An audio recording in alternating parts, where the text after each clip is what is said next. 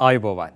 යථාර්ථවාදීව ලෝකයේ දෙස බලන්නට සත්‍ය සිදුවීම් සම්පින්ඩනයක පුවත් දිගහැරුම ශ්‍රද රූපවාහිනී 6:30 ප්‍රධාන ප්‍රවෘත්ති විකාශය සමගින් මම ලකිඳුණු අංග ප්‍රථමයෙන් සිරස්තල.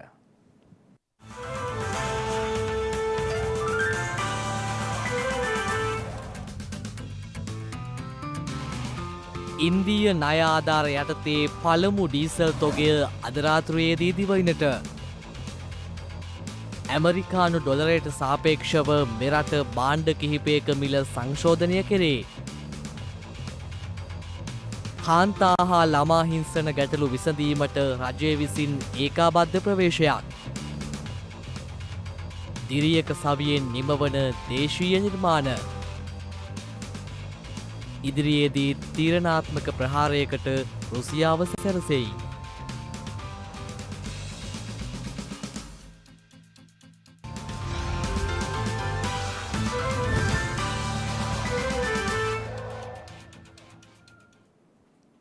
ඉන්දීය ණය ආධාර යටතේ ලැබෙන පළමු ඩීසල් තොගය අද මෙරටට හිමිවනවා.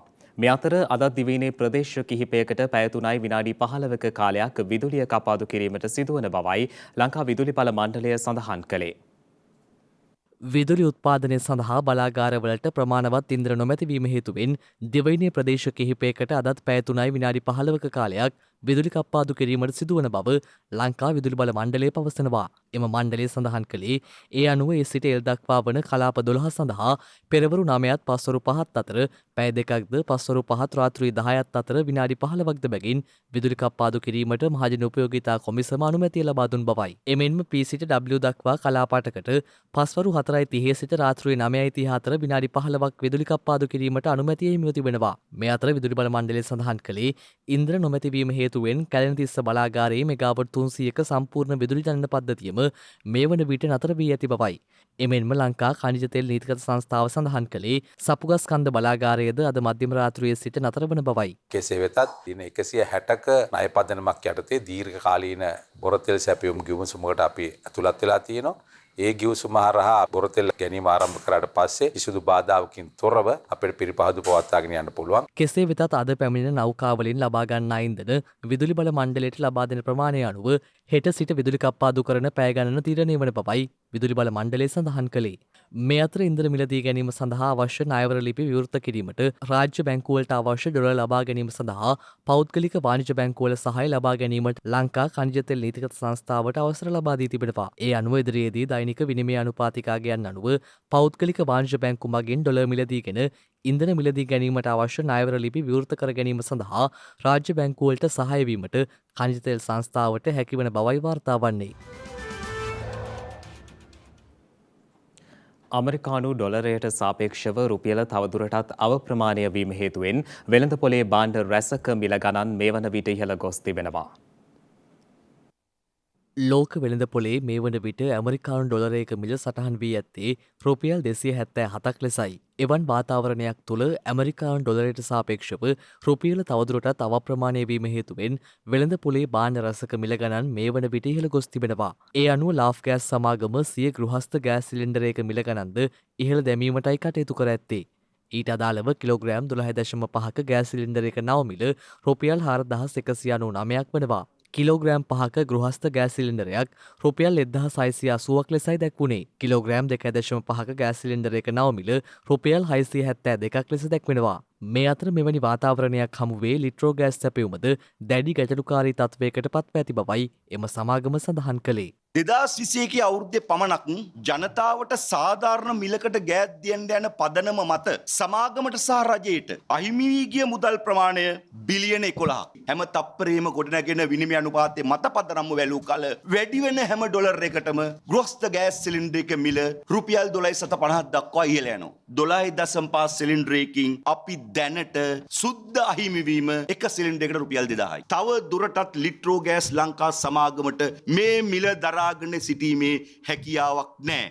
මේ අතර ඊයේ සිට ආනයනික කිරිපිටි පැකැට්ටුවක මිල ගණන් ඉහළ දැමීමටයි කිරිපිටි ආනයනකරුවන්ගේ සංගමය කටයුතු කළේ. ඒ අනුව ග්‍රෑම් 400 කිරිපිටි පැකැට්ටුවක් රුපියල් 250කින් ඉහළ දැමුණු අතර එහි නව මිල රුපියල් 790ක් ලෙසයි දැක්වුණේ. එමෙන්ම කිලෝග්‍රෑම් එකේ කිරිපිටි පැකැට්ටුවක මිල රුපියල් 600කින් ඉහළ දැමුණු අතර එහි නවමිල සටහන් වුණේ රුපියල් 1945ක් ලෙසයි. එවැනි වාතාවරණයක් හමුවේ අද මධ්‍යම රාත්‍රියේ සිට ක්‍රියාත්මක වන පරිදි කිරිතේ එකක මිල රුපියල් 100ක් දක්වා හෙළ දැමීමට සිදුවන බවයි සමස්ත ලංකා අපනශාලා හිමියන්ගේ සංගමය සඳහන් කළේ. කෙසේ වෙතත් දේශීය කිරිපිටි මිල වැඩි කිරීමට මෙතෙක් කිසිදු අනුමැතියක් ලබා දී නොමැති බව මිල්කෝ ආයතනයේ සභාපතිවරයා සඳහන් කළා. මිල්කෝ ආයතනයේ කිසිදු නිෂ්පාදනයක මිල වැඩි කිරීමක් කරන්නට අපි කටයුතු කරන්නේ නැහැ. ඒක අපි පාරිභෝගික ජනතාවට වගකීමකින් කියනවා. ඒ වගේම අපි අලුත් නව නිෂ්පාදනයක් හැටියට නගරාශ්‍රිතව නැවුම් කිරි දෛනිකව බෙදා හැරීමේ වැඩපිළිවෙලත් අපි ආරම්භ කරනවා. තව සතියක් වගේ කාලයකදී. හැබැයි පහුගිය කාලේ අපි කිරිපිටි ආනයනය කරේ අවධානය යොමු කරාට අපේ දියර කිරි එහෙම නැත්නම් කිරි නිෂ්පාදනය වැඩි කිරීමට අපි කටයුතු කරේ නැහැ. එහෙමනම් අපිට මහා පරිමාණ ගොවි පොළවල් ටිකක් දාන්න වෙනවා. අපි පළවෙනි අදියර හැටියට දැන් අපි ලබන අවුරුද්ද වෙනකොට අපි බලාපොරොත්තු වෙනවා කිරි හරක් 5000ක් ගේන්න. ඒ වැඩසටහන යටතේ මහා පරිමාණ කිරි ගොවි පොළවල් කීපයක් ආරම්භ කරන්න බලාපොරොත්තු වෙනවා. මේ අතර අද මධ්‍යම රාත්‍රියේ සිට ක්‍රියාත්මක වන පරිදි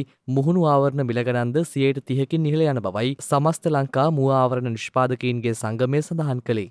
අප විසින් නිෂ්පාදනය කරන ලබන සියලුම මුහුණු ආවරණ සඳහා අමුද්‍රව්‍ය ලබා ගැනීමේදී ඩොලරේ අගය ඉතාමත් බලපෑමක් ඇති කරනවා. අමුද්‍රව්‍ය වැඩි කිරීම හේතුවෙන් සඳුදා සිට 130කින් වැඩි කිරීම සඳහා අප යෝජනා කර ඒ සඳුදාට සිට ක්‍රියාත්මක කිරීමට අකමැත්තෙන් වුවද ප්‍රකාශ කරන්න කැමැති. මේ අතර දඹුල්ල ආර්ථික මධ්‍යස්ථානයේ පසුගිය සතියේ සීඝ්‍රයෙන් ඉහළ ගොස් තිබූ එළවලු තොග මිල මේ වන විට විශාල වශයෙන් පහත වැටී ඇති බවයි වෙළඳුන් සඳහන් කළේ. එළවලු මිල පහත වැටීමට හා අලෙවි නොවීමට ප්‍රධාන හේතුව වී ඇත්තේ එළවලු මිලදී ගැනීමට පැමිණෙන වෙළඳුන්ගේ නොපැමිණීම හා ඉන්ධන හිඟේ බවයි ඔවුන් සඳහන් කළේ.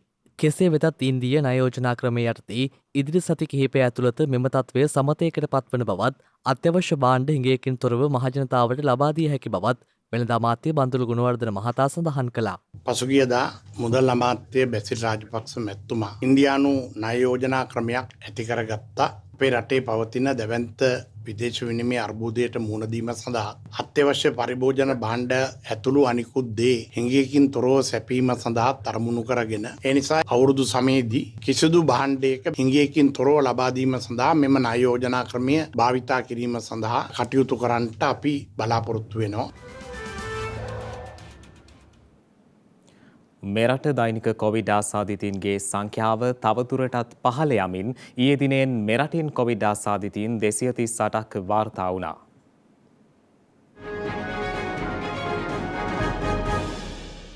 මෙරටින් තවත් කොවිඩ් ආසාදිතයින් 238 දෙනෙකු ඊයේ වාර්තා වී තිබෙනවා.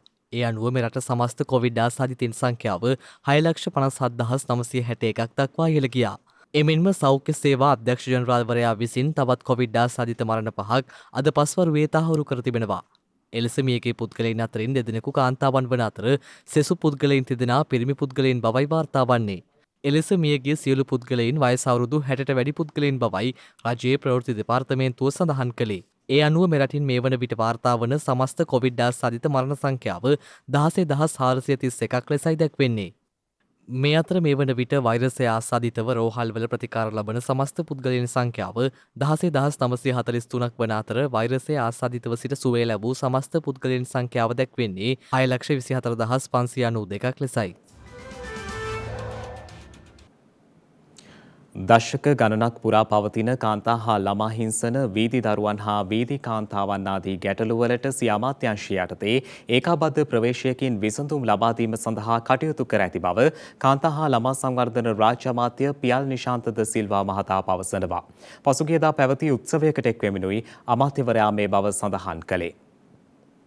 කඳුරට ලිය සවිය නමින් පසුගියදා පැවති එම වැඩසටහනේදී තිරේ කාන්තාවන් 25 දෙනෙකු ඇගීමට ලක් කෙරුණා. එම අවස්ථාවට එක්වෙමින් කාන්තා හා ළමා සංවර්ධන රාජ්‍ය අමාත්‍ය පියල් නිශාන්ත ද සිල්වා මහතා සඳහන් කළේ දශක ගණනාවක් පුරා පවතින කාන්තා හා ළමා හිංසන, අපයෝජන, ළමා ගැබ් ගැනීම්, වීදි දරුවන් හා වීදි කාන්තාවන් ආදී ගැටලුවලට සිය අමාත්‍යාංශය යටතේ ඒකාබද්ධ ප්‍රවේශයකින් විසඳුම් ලබා දීම සඳහා කටයුතු කර ඇති බවයි. අපි මේ වන විටත් අමාත්‍යාංශයේ හැටියට වැඩපිළිවෙලක් ආරම්භ කරලා තියෙන්නේ. හැබැයි ඔය අනපනත් විතරක් අපි මේ රටට හඳුන්වලා දීලා මේ රටේ අනපනත් වලින්ම මේවා නිවැරදි කරන්න පුළුවන් කියලා හිතාගෙන ඉන්නවනම් අපිට ඒ තමයි වැරදිච්ච තැන. අපි මුලින් කරන්න ඕනේ මේ කාන්තා හිංසනය, අපයෝජනය, මේ ගැබ් ගැනීම් සම්බන්ධව, වීතියේ ඉන්න කාන්තාව සම්බන්ධව මේ රටේ හැම කෙනෙක් තුලම ආකල්පමය වෙනසක් ඇති කරන්න ඕන. ඒ ආකල්පමය වෙනස ඇති කරන්න තමයි වර්තමානයේ අපි බොහෝ දුරට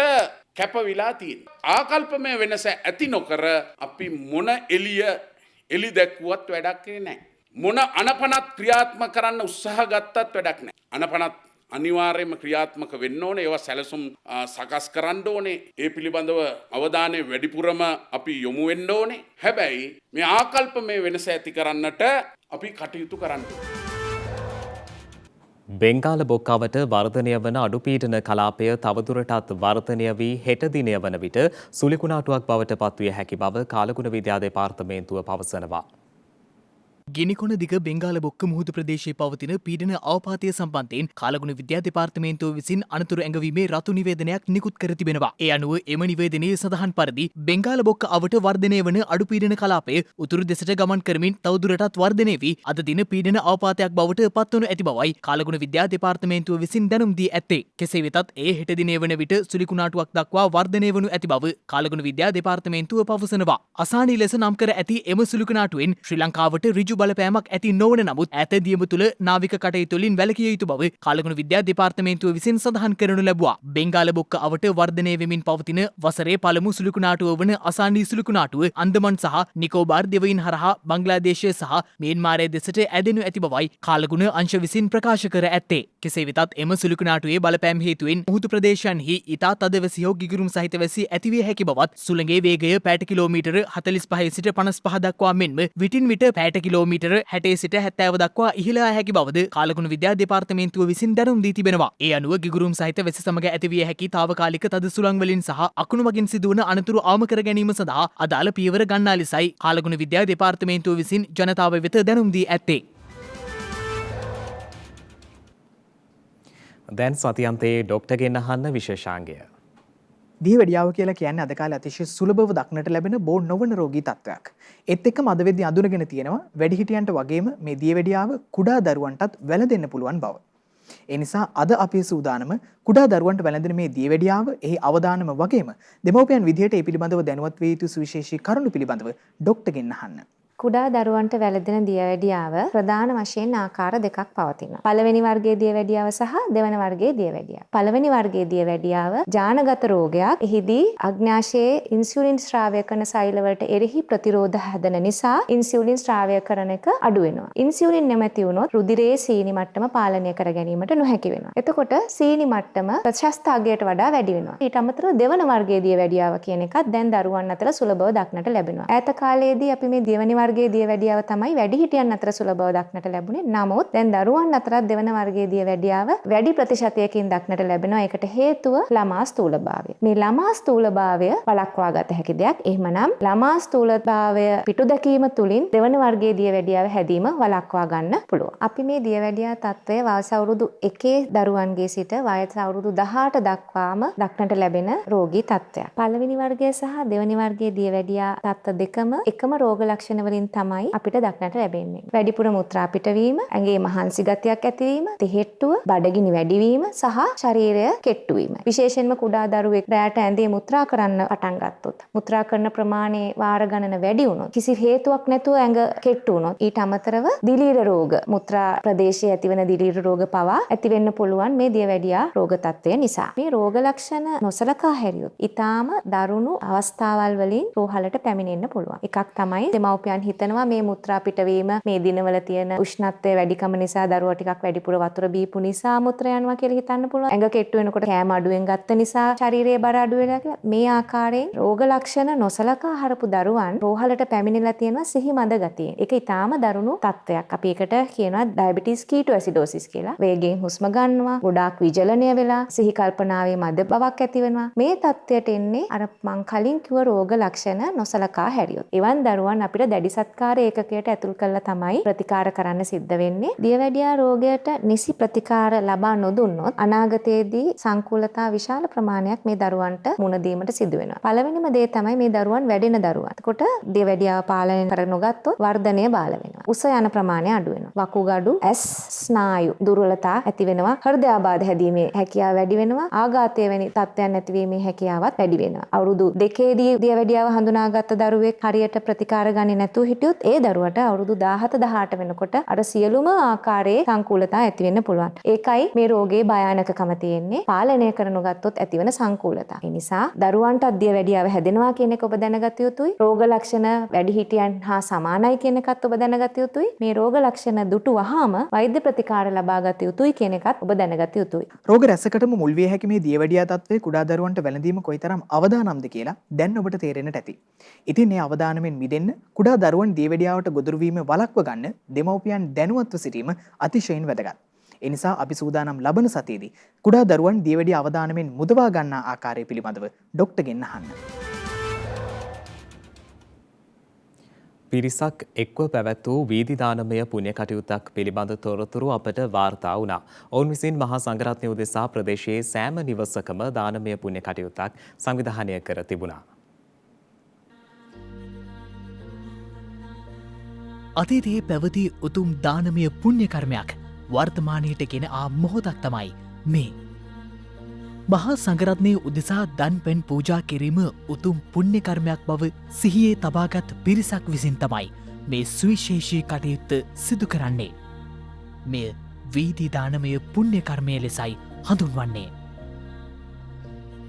නැලිගම මහර නුගේගොඩ ආරච්චිවත්ත ප්‍රදේශයෙන් තමයි මේ තොරතුරු අපට වාර්තා වුණේ. ගමක් පිරිවරා සංඝයා වහන්සේ උදෙසා මේ දානමය පුණ්‍ය කර්මය පැවැත්වුණා. සෑම නිවසකටම ස්වාමින් වහන්සේ නමක් වැඩමවා දන් පැන් පූජා කරන්නට මේ යටතේ ගම්වාසීන්ට හැකි වුණා.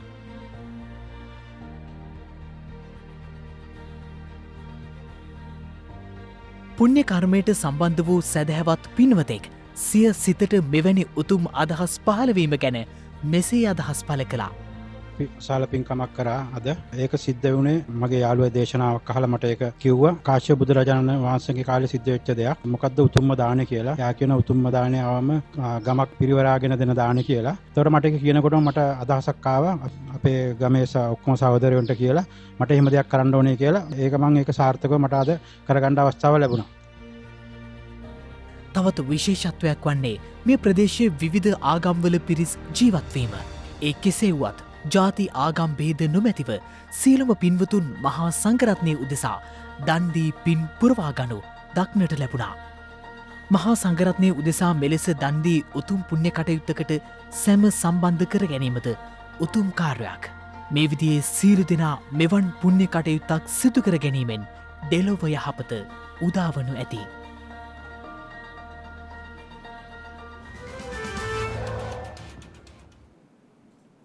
සිඳී බිඳී යන දේ ජීවිතයේ යථාර්ථය වුණාට ජීවිතය සිඳී බිඳී යන්නට ඉඩ නොදුන් ඔහුගේ කතාව අපි බලමු.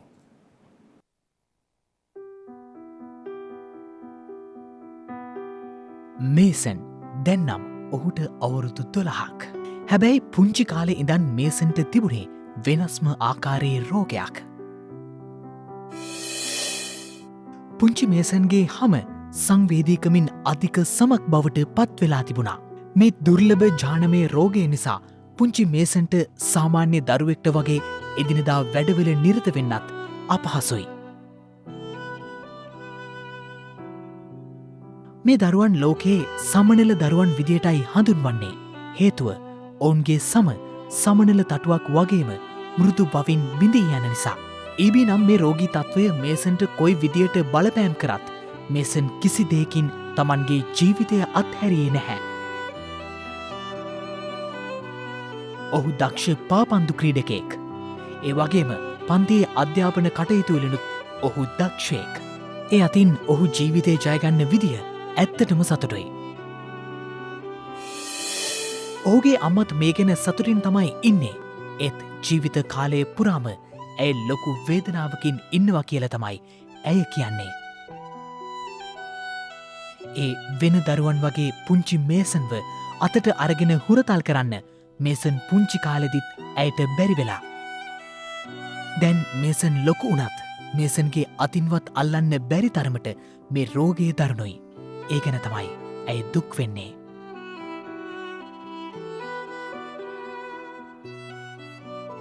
ඒ කොහොම වුණත් පුංචි මේසන් ලෝකයේ දකින විදිය වෙනස්. ඔහු කවදාක හරි ලෝකයේ තුළ නම රඳවන කෙනෙක් බවට පත්වේවි. ඒ තමන්ගේ රෝගී තත්වයෙන් නෙවෙයි තමන්ගේ දක්ෂතාවෙන්. ඉතින් මේ වගේ දුර්ලභ රෝගවලින් පෙළෙන තවත් දරුවන් මේ ලෝකෙ ඉන්නවා. ඇත්තට පියාපත් තියෙන පුංචි සමනලුන් වගේ මේ දරුවන්ට ලෝකය විවරයි. හැම තැනකටම ජීවිතය අරගෙන යන්න. ඉතින් අපේ ප්‍රාර්ථනය සමනල තටු සිඳී යන්න එපා කියලා මේ පුංචි දරුවන් ලෝකයේ හැමදාටම ආරක්ෂාවෙන්න කියලා.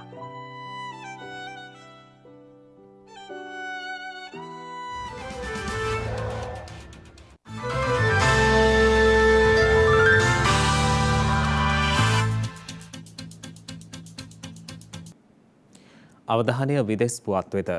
දකුණු කොරියාව සහ චීනය තුළින් වාර්තාගත ලෙස කොවිඩ් ආසාදිතයින් වාර්තාවීමේ අඩුවක් පෙන්නුම් කරන බව විදෙස් මාධ්‍ය වාර්තා කර තිබෙනවා.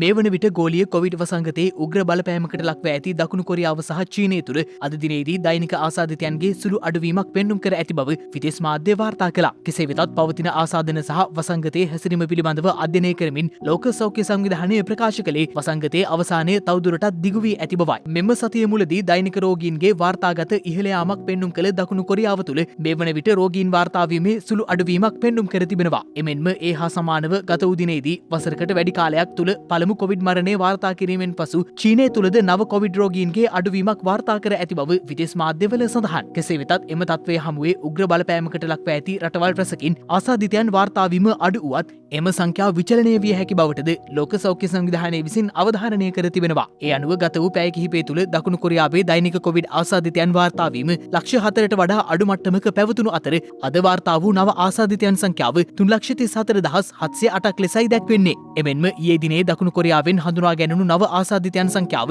3,81,454ක් වනවා. එමෙන්ම දකුණු කොරියාවෙන් ගත වූ පැය 24 තුළ නව කොවිඩ් මරණ 327ක්ද වාර්තා වුණා. කෙසේ වෙතත් පවතින කොවිඩ් අවදානම හමුවේ වුවත් ව්‍යාපාර සහ ආර්ථිකයේ පැවැත්ම උදෙසා කොරියානු රජය විසින් හෙටින් ඇරඹෙන නව සතිය තුළ කොවිඩ් නීති සහ රෙගුලාසි ලිහිල් කිරීමට සූදානම් වන බවයි විදේශ වාර්තා වැඩිදුරටත් සඳහන් කළේ.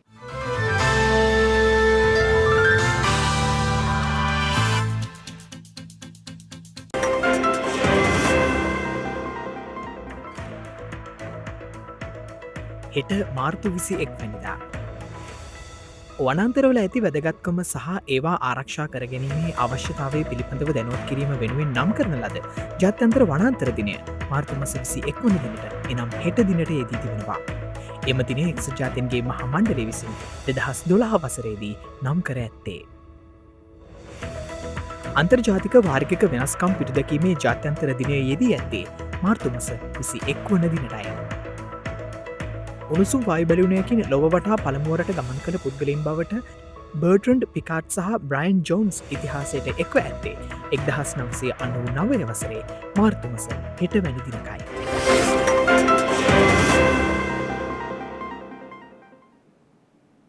ඒ සමගින් ශ්‍රද්ධා ප්‍රධාන ප්‍රවෘත්ති විකාශය නිමාවට පත්වනවා. හමුවෙමු එරත් සවස 6:30ට. තෙරුවන් සරණයි. නමෝ බුද්ධාය. මෙවැනි වැදගත් පුවත් නැරඹීම සඳහා ශ්‍රද්ධා TV News YouTube channel එක subscribe කර සීනුව සලකුණ වන්න.